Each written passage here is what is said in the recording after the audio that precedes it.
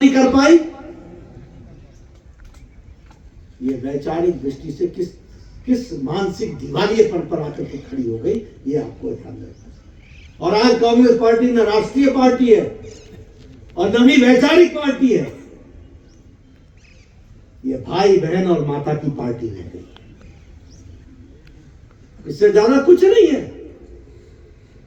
ये तो गलती से आपने हिमाचल में बैठा दिया तो इन्होंने मुख्यमंत्री बैठा दिया। बाकी आप बताइए है क्या? आप बताइए, जब हिमाचल में आपदा आई थी कोई कांग्रेस का नेता आया था क्या? आप बताइए। जो बोलती थी हिमाचल मेरे दिल में बसता हूं, मैं तो हिमाचल वासी हूं, वो छुट्टियां मनाने तो आ गई। लेकिन आपदा के समय जब हिमाचल की जनता करा रही थी तो एक ने भी आपके आंसू पोंछने के लिए नहीं आए। उस समय अगर आए और आने का मौका मुझे मिला तो मैं, अनुराग ठाकुर, जयराम ठाकुर एक बार नहीं 3 बार आए। और जब आए तो आपको हजारों करोड़ की राहत प्रधानमंत्री मोदी जी का वो संदेश और पैगाम देकर के गए। ये अलग बात है कि हमने पैसा दिया मकान बनाने के लिए, तुम तनख्वाह देने पर लग गए। हमने पैसा दिया सड़कों के लिए, तुम अपनी पेंशन बचाने में लग गए। अगर गलत हाथों में सत्ता दोगे तो ऐसा ही होगा। लेकिन मैं आपको ये सब याद दिलाना चाहता हूं कि किस तरीके से, और अगर मैं भारतीय जनता पार्टी की बात करूं, अकेली पार्टी जिसके नेता श्यामा प्रसाद मुखर्जी ने 52-53 में कहा, कांग्रेस की जवाहरलाल नेहरू सरकार से इस्तीफा दिया था और भारतीय जनसंघ की स्थापना की थी और कहा था एक देश में 2 निशान, 2 विधान, 2 प्रधान नहीं रहेंगे, 2 संविधान नहीं रहेंगे। यहां बैठे हैं प्रथम पंक्ति के सारे नेता, ये सब उस समय कॉलेजों में पढ़ा करते थे, स्कूलों में पढ़ा करते थे और हम इनके साथ नारे लगाते थे, धारा 370 समाप्त करेंगे और एक देश में 2 निशान, 2 प्रधान, 2 विधान नहीं चलेंगे। और ये नारा 1952 में लगा था। कई बार कांग्रेस की सरकारें आई गई, लेकिन भारतीय जनता पार्टी, भारतीय जनसंघ अपनी मांग को लेकर के अड़ा रहा। और इसलिए हमने कहा कि हम वैचारिक पार्टियां हैं। कितने पतझड़ आए, कितनी गर्मी आए, कितनी बरसात आए, कितने तूफान आए, लेकिन वह समय भी आया जब 2019 में 6 अगस्त को गृह मंत्री ने प्रस्ताव रख करके राज्यसभा में और लोकसभा में धारा 370 को धाराशाही कर दिया और एक देश में एक विधान, एक संविधान, एक प्रधान, ये इसको साबित कर दिया। आज जम्मू कश्मीर भारत का अभिन्न अंग बन गया। लेकिन लड़ाई कब शुरू की थी? 1952 में। लड़ाई जीती कब? 2019 में, 2019 के 6 अगस्त को। पृष्ठभूमि पर हम अटल रहे कि नहीं रहे, खड़े रहे कि नहीं रहे? अगर श्यामा प्रसाद मुखर्जी ने श्रीनगर की जेल में अपना बलिदान दिया था तो उस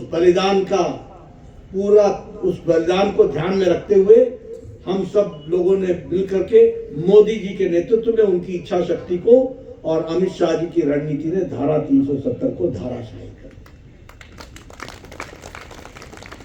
मेरी तारीख को आप करेक्ट कर देना, मुझे जहां तक याद पड़ता है शायद 1989 में पालमपुर का अधिवेशन हुआ।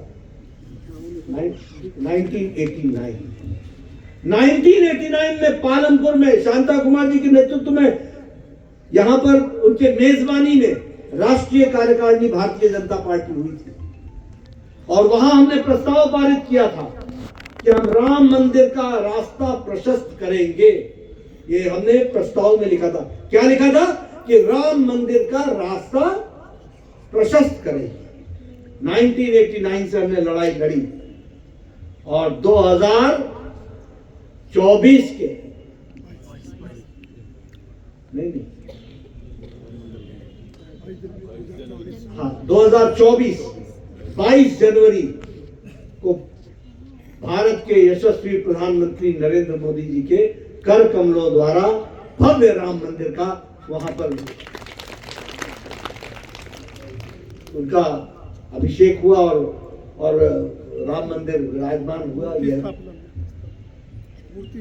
मूर्ति स्थापना हुई, ये सब हम लोगों ने देखा। इसलिए वैचारिक पृष्ठभूमि की अगर मैं बात करूं, अभी हम हमारे पंडित दीनदयाल उपाध्याय अंत्योदय की बात करते हैं।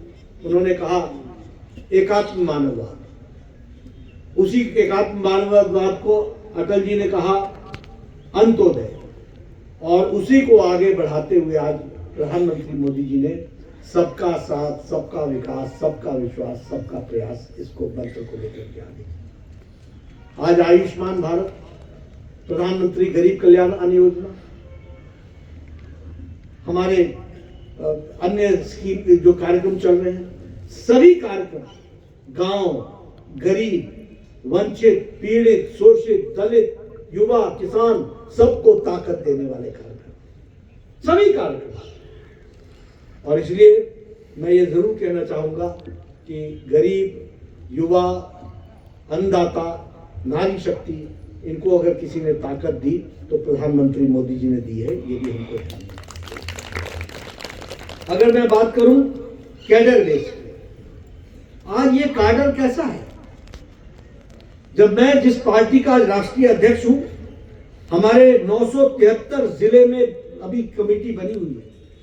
देश के उतने जिले नहीं है जितने जिले हमारे पार्टी के जिले हैं, 973, और हमारे 15,432 ब्लॉक्स पर हमारा काम है। क्षमा कीजिएगा, 15,432 ब्लॉक पर काम। हर बूथ पर हम पार्टी, हमारे पार्टी का काम चल रहा है। यानी किस तरीके से हम लोगों ने, आंकड़ों में गलत कर दिया, 1,60,000 शक्ति केंद्रों में हमारा काम चल रहा है, और 6,80,000 बूथ पर हमारी बूथ कमेटी है। और सबसे बड़ी बात जो उसका आपको ध्यान में रखना चाहिए, जब हम जनता की बात करते हैं तो भारतीय जनता पार्टी का 13 राज्यों में विशुद्ध भारतीय जनता पार्टी की सरकार है, और 19 राज्यों में एनडीए की सरकार है, और हमारे 240 लोकसभा में और 98 राज्यसभा में हमारे सदस्य हैं, और हमारे 1,664 एमएलए, और इसके साथ साथ 152 एमएलसी मेंबर ऑफ लेजिस्लेटिव, 100 से ज्यादा हमारे मेयर हैं जीते हुए पार्टी के। ये भारतीय जनता पार्टी की। आप बताइए, अब हमें गौरवशाली होना चाहिए कि नहीं होना चाहिए? भाग्यशाली है कि नहीं है कि एक वैचारिक पार्टी